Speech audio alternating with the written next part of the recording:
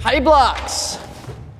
They're kind of stupid, right? I mean, how many times has someone like gone like this to you and you're like, oh, I need a high block, or they're reaching out to hit your face and you go, agul maki. I mean, it's not impossible, but how many times has that really come up for you? It's just not something that's super useful, super functional, right? Don't start.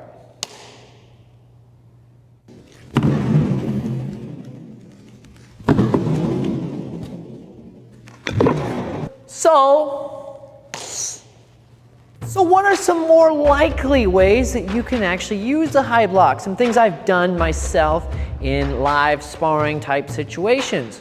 Well, first let's look at the chamber for the high block itself. It crosses over the body, right?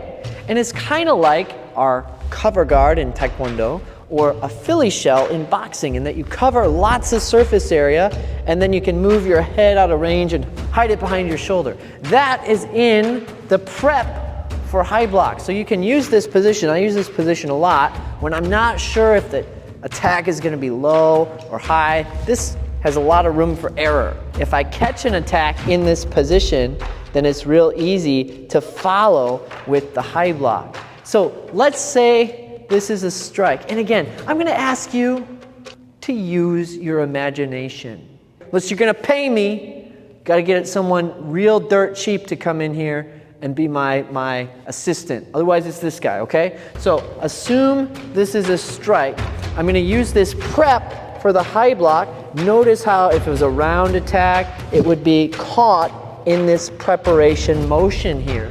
So let's assume this is a round attack. I'm going to use the prep motion of the high block to cover from it, and then pull this arm back to the hip as I would when I execute the motion, and then use my high block to strike into the neck or jaw.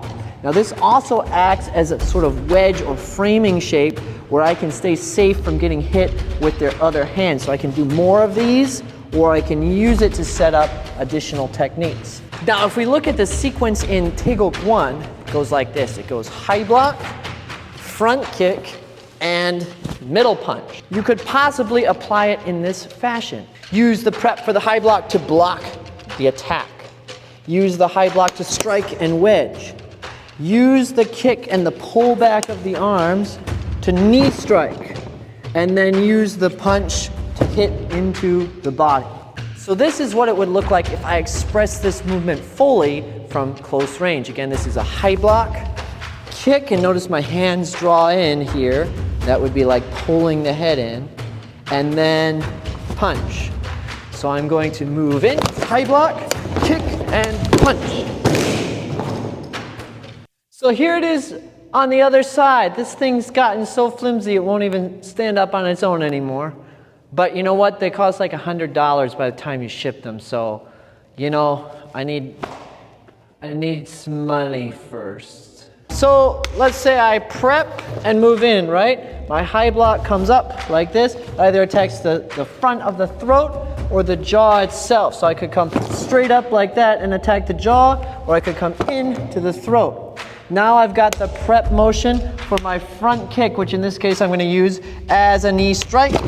Then I'm going to move into my middle punch. From here, if I want to, I could grab the cloth of the shirt so that I can pull them into my punching motion. And of course, I can set up multiple punches from here.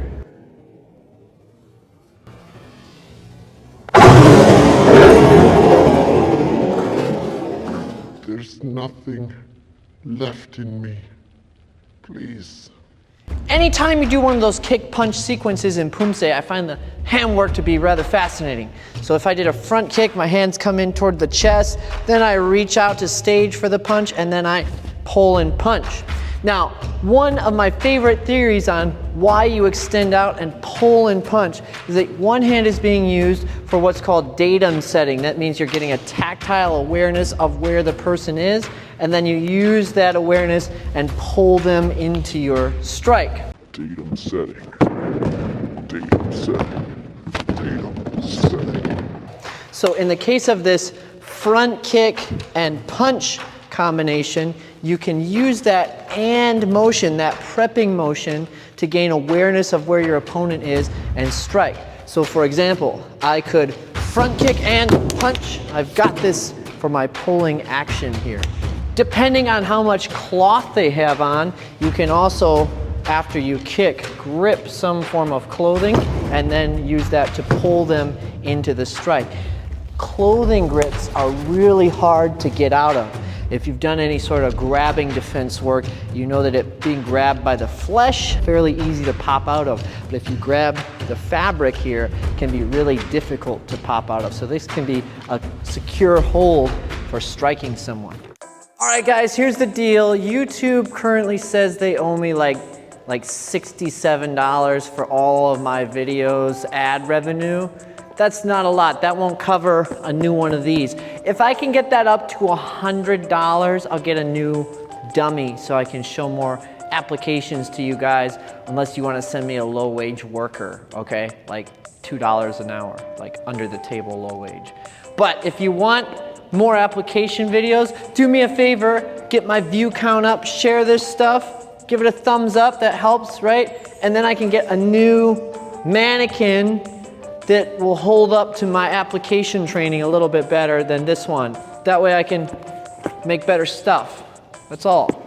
And don't forget to go to tkdguide.com. You know the drill. There's all kinds of free stuff there. Free video courses, stuff on stances. It's really cool. Just check it out. Peace. No.